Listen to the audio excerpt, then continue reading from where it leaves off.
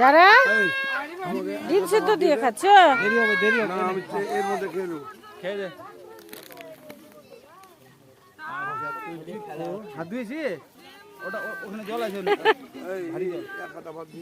দিচ্ছি দাদা জলটা এটাতে। তো বন্ধুরা এই যে আমরা চলে এসেছি বাগানে, আর বাগানে আজকে হচ্ছে পিকনিক। এই যে দেখো বন্ধুরা, এই যে পিকনিকে রান্না হচ্ছে ভাজা মাছ, এই যে মাছ ভাজা, ডিম সিদ্ধ। কাকি ওটা তুলো তো, পাতা পাতা। এইদিকে আলু সিদ্ধ আর বেগুন পোড়া।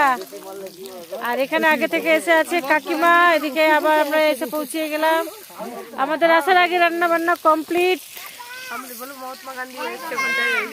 এই যে আমরা এবার একটা মহাত্মা গান্ধী